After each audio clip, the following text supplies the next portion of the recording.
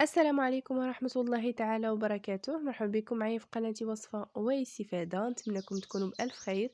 الفيديو ديال اليوم غنشارك معكم كيكة البراونيز المعروفة، ما كاينش اللي ما كيبغيش البراونيز، بواحد الطريقة مختلفة وبسيطة. اكيد هاد البراونيز كيجي مقرمش من على برا ومعلك من الداخل، وكيجي فيه الشوكولات دايب وبنين بزاف. تبعوا معايا الفيديو من الاول حتى الاخير باش تشوفوا الطريقة والمقادير. نبداو على بركة الله. بالنسبة للمقادير غنعطيهم لكم بالكاس ديال العنبة.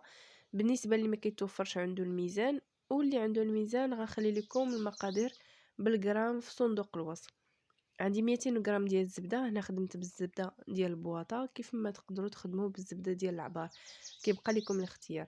عندي كاس ونص ديال الكاكاو المر، كاس مع مرشد ديال الدقيق، عندي 2 كيسان عامرين ديال السكر حبيبات، 5 ديال البيضات اللي متوسطين، الا كانوا كبار بزاف تقدروا ديروا غير 4. عندي نص خماره كيميائيه، 150 غرام ديال الشكلاط و50 غرام ديال الكركاع خضر ما محمرش، وقبصه الملح اكيد باش نصحوا الذوق. اول حاجه غنبدا بها هي غناخد الزبده ديالي وغندوبها ونخليها تبرد على جنب، حيت ما خصنيش نخدم بها وهي سخونه. من بعد غناخد الكاس ديال الخلاط الكهربائي ديالي، غنحط فيه 2 كيسان ديال السكر حبيبات او سنيده كيف ما كتشوفوا عامرين، باش كل كاس يعبر ليا 160 غرام. من بعد غنضيف كاس ونص ديال الكاكاو. هنا كيف ما كيبان لكم كان عندي واحد النوعيه ديال الكاكاو اللي اللون ديالها فاتح. من بعد مني بغيت ناخذ الكاكاو لقيت غير هاد النوعيه اللي كيكون اللون ديالو غامق، واللي تخلطهم وخدمت بهم. غنضيف قبصه ديال الملح اكيد باش نصحوا الذوق. غنضيف الزبده اللي ذوبنا في الاول وخليناها تبرد على جنب، ما نخدموش بها وهي سخونه. من بعد غنخدم الخلاط الكهربائي ديالي ونخلي العناصر تخلط مزيان حتى تنسجم.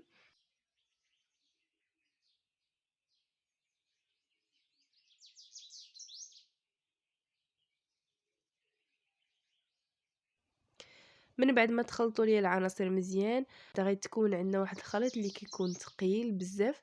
غنضيف البيضه الاولى ونخليها تخلط مع الخليط حتى تنسجم.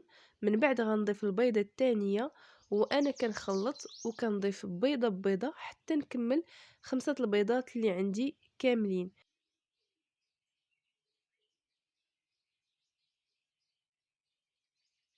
من بعد ما كنكمل الكميه ديال البيض اللي عندي كيولي عندي الخليط خفيف، وغنضيف عليه نصف كميه الدقيق اللي عندي، ونضيف نصف خمارة كيميائية.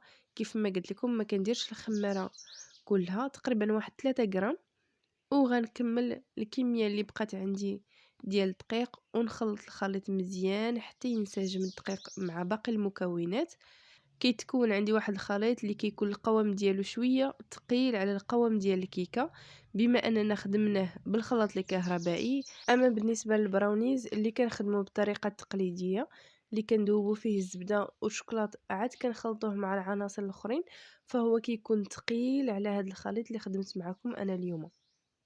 كيف ما شفتوا معايا من بعد ما دخلت لي الدقيق مع باقي المكونات كناخذ واحد الاناء وكنصب فيه الخليط، وهذا هو القوام اللي كيكون عليه الخليط.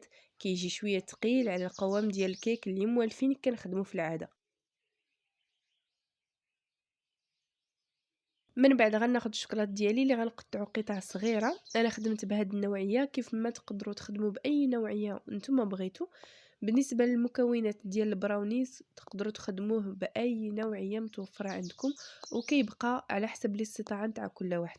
من بعد غناخد الكركاع ديالي اللي غنقسمو حتى هو غير باليد باش يجي باين في الوسط ديال البراونيز، ومن بعد غنضيفهم على الخليط.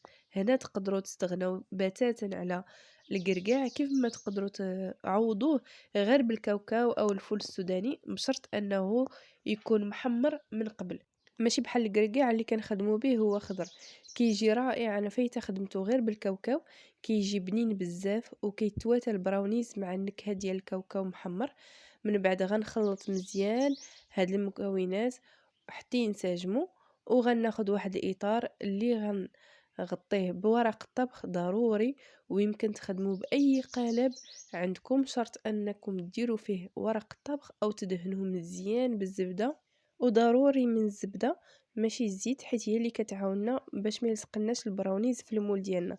من بعد غنرشوا عليها شويه ديال الدقيق ونكبوا الخليط ديالنا. هنا قربت لكم مزيان باش يبان لكم القوام ديال الخليط ديالي. انا هنا صغرت الاطار باش يجيني البراونيز عالي شويه، وتقدروا تخدموا باطار او قالب اللي يكون كبر من هذا الا بغيتوا الطبقه ديال البراونيز ديالكم تجي رقيقه. وهنا اكيد انا دايره الفران كيسخن، ضروري على درجه الحراره تكون عاليه. من بعد غندخلوا الفران ديالي، انا عندي فران ديال الغاز، وغنقص عليه النار تقريبا بحال القياس اللي كنطيبوا به الكيكه العاديه ديالنا. تقريبا المده اللي خدا معايا هو 40 دقيقه فقط، حيت درت المول صغير. داكشي علاش خدا معايا هاد الوقت.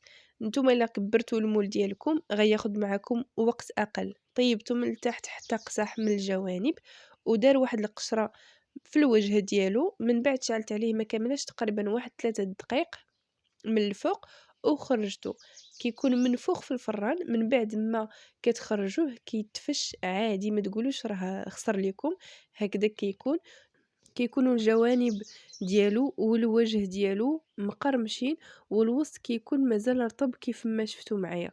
ما كنخليوش حتى كينشف 100% باش كيجينا البراونيز ديالنا معلك. من بعد كنخليوه يبرد على خاطرو. انا هنايا ما خليتوش برد مزيان، قطعته وهو باقي دافي.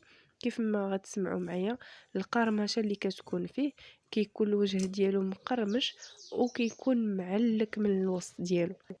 بالنسبه للقياس ديال الاطار غنخليه لكم في صندوق الوصف باش تعرفوا القياس باش غتخدموا.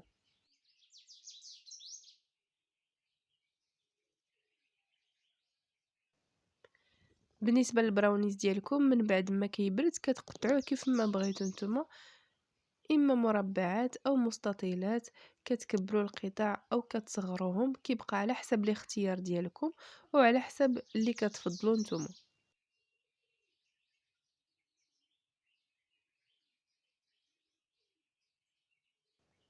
وهنا كيف ما كتشوفوا معايا البراونيز كيجي من الداخل كيجي معلك، وكيجي الشوكولات دايب في الوسط ديالو، وكتجي فيه ديك القرمشه ديال الكركاع. كيجي بنين بزاف، كتحسوا بالشوكولات وانتم كتاكلوه. نتمنى تجربوه وتخليو ليا في التعاليق كيف جاكم. ما تنساونيش بخالص الدعوات. نتلاقاو ان شاء الله في فيديو قادم.